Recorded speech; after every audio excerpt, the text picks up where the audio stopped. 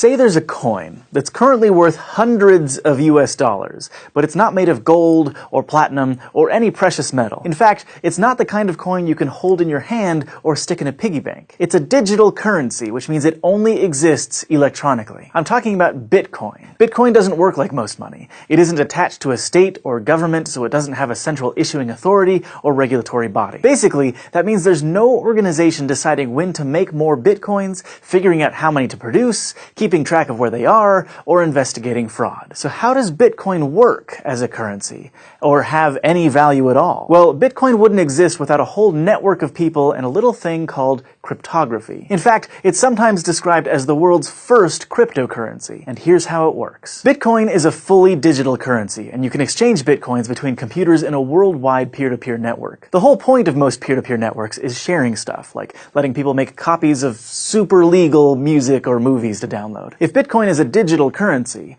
what's stopping you from making a bunch of counterfeit copies and becoming fabulously wealthy? Well, unlike an MP3 or a video file, a Bitcoin isn't a string of data that can be duplicated. A Bitcoin is actually an entry on a huge global ledger called the blockchain, for reasons we'll get to in a minute. The blockchain records every Bitcoin transaction that has ever happened, and as of late 2016, the complete ledger is about 107 gigabytes of data. So when you send someone Bitcoins, it's not like you're sending them a bunch of files. Instead, you're basically writing the exchange down on that big ledger, something like Michael sends Hank 5 Bitcoins. Now, maybe you're thinking, but wait, you said that Bitcoin doesn't have a central authority to keep track of everything. Even though the blockchain is a central record, there's no official group of people who update the ledger and keep track of everybody's money like a bank does. It's decentralized. In fact, anybody can volunteer to keep the blockchain up to date with all the new transactions, and a ton of people do. It all works because there are lots of people keeping track of the same thing to make sure all transactions are accurate. Like, imagine you're playing a game of poker with some pals, but none of you have poker chips and you left your cash at home. There's no money on the table, so a few of you get out some notebooks and start writing down who bets how much, who wins, and who loses. You don't completely trust anyone else, so everyone keeps their ledgers separately. At the end of every hand, you all compare what you've written down. That way, if someone makes a mistake, or tries to cheat and snag some extra money for themselves,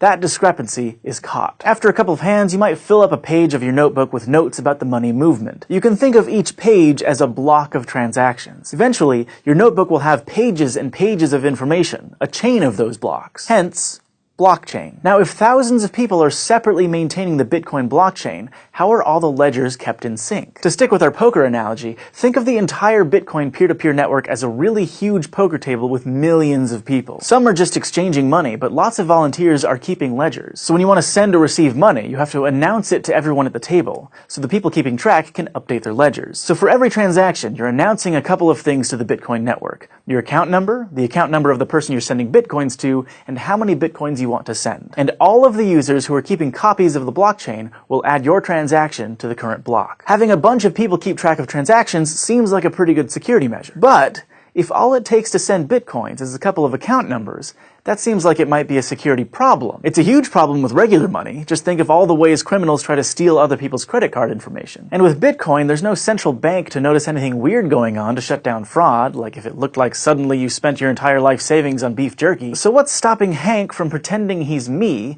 and just sending himself all of my Bitcoins? Bitcoins are kept pretty safe thanks to cryptography, which is why it's considered a cryptocurrency. Specifically, Bitcoin stays secure because of keys, which are basically chunks of information that can be used to make mathematical guarantees about messages, like, hey, this is really from me. When you create an account on the Bitcoin network, which you might have heard called a wallet, that account is linked to two unique keys, a private key and a public key. In this case, the private key can take some data and basically mark it, also known as signing it, so that other people can verify those signatures later if they want. So let's say I want to send a message to the network that says, Michael sends 3 Bitcoins to Olivia. I sign that message using my private key, which only I have access to and nobody else can replicate. Then I send that signed message out to the Bitcoin network, and everyone can use my public key to make sure my signature checks out. That way, everyone keeping track of all the Bitcoin trading knows to add my transaction to their copy of the blockchain. In other words, if the the public key works, that's proof that the message was signed by my private key and is something I wanted to send. Unlike a handwritten signature or a credit card number, this proof of identity isn't something that can be faked by a scam artist. The who part of each transaction is obviously important to make sure the right people are swapping bitcoins,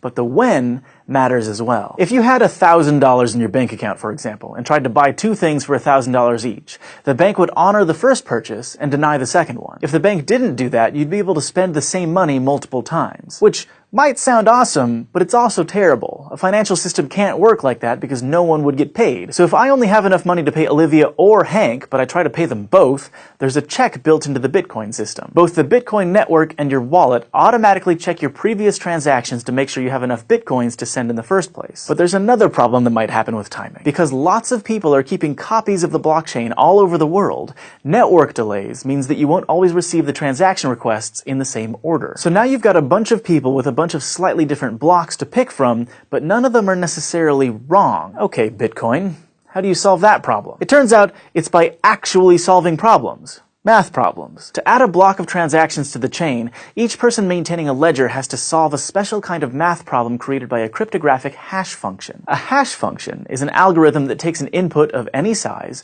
and turns it into an output with a fixed size. For example, let's say you had this string of numbers as your input, and our example hash function says to add all of the numbers together. So in this case, the output would be 10. What makes hash functions really good for cryptography is that when you're given an input, it's really easy to find the output, but it's really hard to take an output and figure out the original input. Even in this super simple example, there are lots of strings of numbers that add up to 10. The only way to figure out that the input was 1, 2, 3, 4 is to just guess until you get it right. Now the hash function that Bitcoin uses is called SHA-256, which stands for Secure Hash Algorithm 256-bit, and it was originally developed by the United States National Security Agency. Computers that were specifically designed to solve SHA-256 hash problems take, on average, about 10 minutes to guess the solution to each one. That means they're churning through billions and billions of guesses before they get it right. Whoever solves the hash first gets to add the next block of transactions to the blockchain, which then generates a new math problem that needs to be solved. If multiple people make blocks at roughly the same time, the network picks one to keep building upon, which becomes the longest and most trusted chain. And any transactions in those alternate branches of the chain get put back into a pool to be added onto later blocks. These volunteers spend thousands of dollars on special computers built to solve SHA-256 problems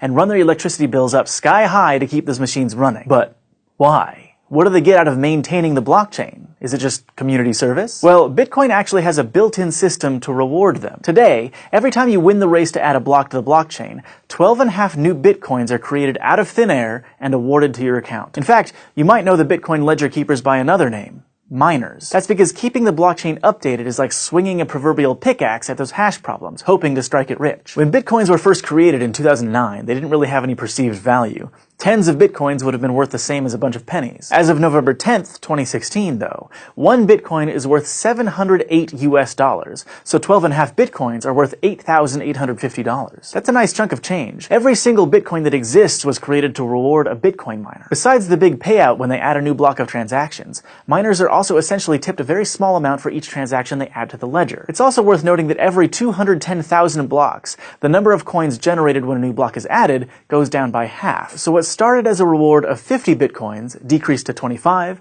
then 12.5, and it'll only be around 6 Bitcoins in a couple more years, and keep decreasing. Eventually, there will be so many transactions in a block that it'll still be worthwhile for miners to mostly be paid in tips. According to current projections, the last Bitcoin, probably around the 21 millionth coin, will be mined in the year 2140. This decreasing number of Bitcoins is actually modeled off the rate at which things like gold are dug out of the earth. And the idea is that keeping the supply of Bitcoins limited will raise their value over time. So, is investing in Bitcoin a good idea? Now that's not really a SciShow kind of question. Bitcoin is still volatile and experimental. A lot of people love it, and a lot of people think it's doomed to fail. We just think it's an interesting idea, and it makes us wonder what cryptography might do for us next. Thanks for watching this episode of SciShow, brought to you by our patrons on Patreon. If you want to help support the show, just go to patreon.com/SciShow, and don't forget to go to youtube.com/SciShow and subscribe. Quantum computers are exciting because they can carry out multiple computations at once. This won't make browsing the internet any faster, but it will, for example, let drug companies test all of the possible